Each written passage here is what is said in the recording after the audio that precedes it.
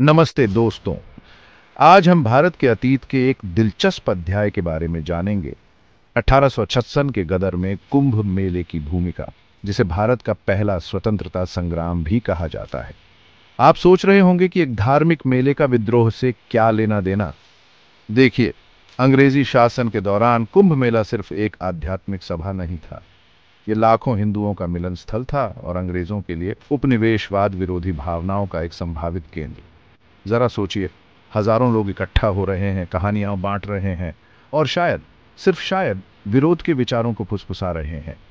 अंग्रेज इससे इतने घबरा गए थे कि उन्होंने इन आयोजनों के दौरान अपनी सैन्य उपस्थिति और निगरानी बढ़ा दी थी। लेकिन यहाँ मजेदार बात यह है कि कुंभ मेले को नियंत्रित करने के उनके प्रयास हमेशा योजना के अनुसार नहीं हुए। चलिए अखाड़ों के बारे में बात करते हैं। ये योद्धा साधुओं के समूह हैं जो सदियों से कुंभ मेले की परंपरा का हिस्सा रहे हैं। ये योद्धा अपनी सैन्य परंपराओं और संगठनात्मक कौशल के साथ केवल आध्यात्मिक ही नहीं थे। इनमें से कुछ अखाड़ों ने 1855 के विद्रोह में सक्रिय रूप से भाग लिया और अंग्रेजी सेनाओं का डट कर मुकाबला किया। कुंभ मेले को बाधित करने के लिए अंग्रेजों ने हर संभव कोशिश की।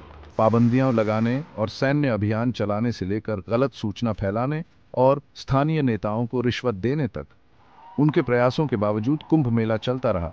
हालांकि कुछ बदलावों और चुनौतियों के साथ। हालांकि कुंभ मेला विद्रोह को भड़काने वाली सीधी चिंगारी नहीं था, लेकिन उस समय के सामाजिक राजनीतिक परिदृश्य में इसकी निश्चित रूप से भूमिका थी। यह एकता का प्रतीक था, एक ऐसा जमावड़ा जिससे अंग्रेजों को डर था कि यह विद्रोह का मंच बन सकता है। दिलचस्प है ना? अगर आपको इतिहास में यह गोता पसंद आया तो लाइक बटन दबाना न भूलें और ऐसी ही ऐतिहासिक जानकारी के लिए सब्सक्राइब करें। अगली बार तक अतीत की खोज करते रहें।